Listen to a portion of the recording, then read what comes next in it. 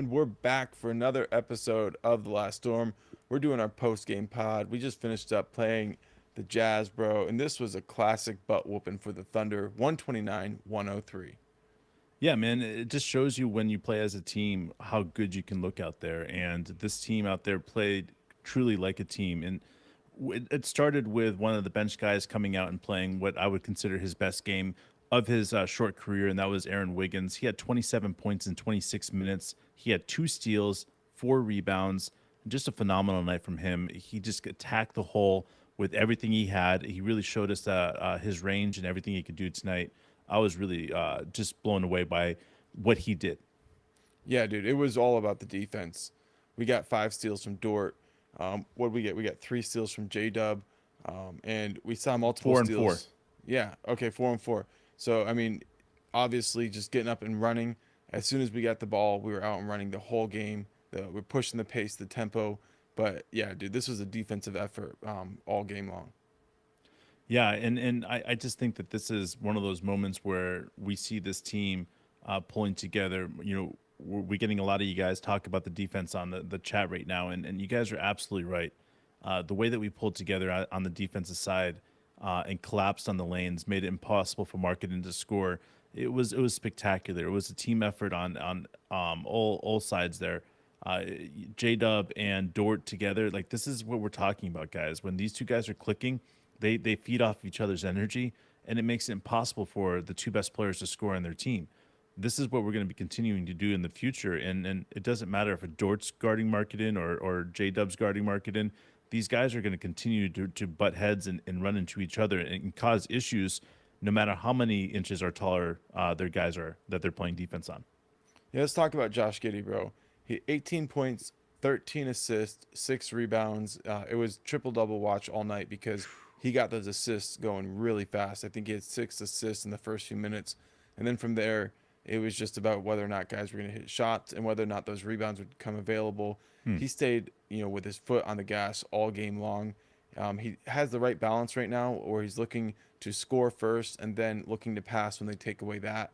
But he also understands when to find his teammates. And there was this one in particular cut when J Dub got back door and he laid down a 2-hand dunk and hung on the rim and did a pull up. And really, it was Giddey who did a lot of the work for him by leading him with that pass. But that was all game for him. And that's kind of what you expect when you see somebody who has 13 assists in a game. Yeah, and it wasn't just the assist; it was the hockey assist he had. It was the defense that he was playing out there. He got to the free throw line once, which I thought was great. But last game I felt like he got stuck, begging for the fouls. Tonight he just got stuck playing. Like there was, I mean, once in a while he would say something, but he was focused on playing and not anything else that was taking him out of his game. And I think that's really important for a young player to recognize, especially when you have an opportunity to get a triple double and you need to be focused on your game. You need to be focused on the win. You don't need to be focused on what the ref is or isn't doing. And that's why I think it was big for Coach D to step up at the last time and say, these refs aren't, making it even, but that's okay. We still have to focus on the players and what the players need to be able to do. And that's what this team is doing. And they're focusing on this defensive aspect and the offense. And we shot 39.5% from 3-point range. We were deadly. Isaiah Joe, 5 for 13. 3 for 5 for Dario, and 2 for 2 for Tre Mann. 4 for 9 for Dort. This is exactly what this team needs. We need to be able to see these guys be able to shoot a high percentage in 3-point range because we take so many. We shot 43 3-pointers this tonight. So again, great job by these guys. We were out shot at the free throw line again by 9+ free throws, and we did not let that take us out of the game. And it was just a really good job by these guys. Yeah, I was really impressed by Ousmane Dieng. He got out there and scored 9 points. It was a very good, his best offensive showing since his injury. He's been working hard with the G League and it's showing.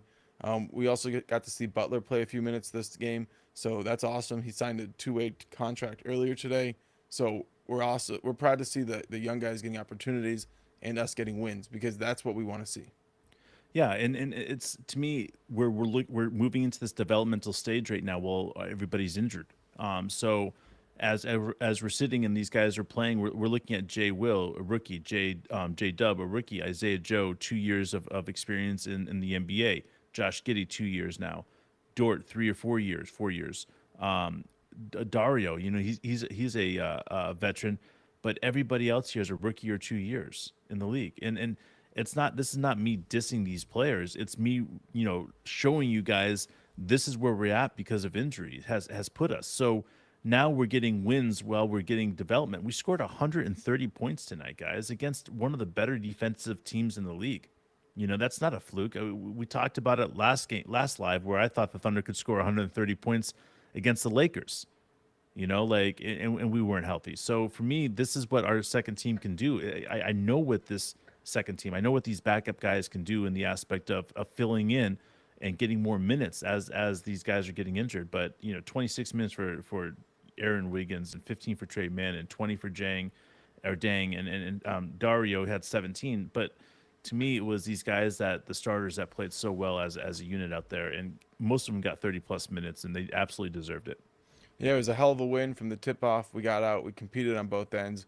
We created the defensive advantages we wanted. We ran hard, and as the game went on, we opened up a big time lead. It's the biggest win we've had, in a game without Shea that I can remember. So it's one to celebrate, and we hope that you guys are. So thanks for joining us, everybody.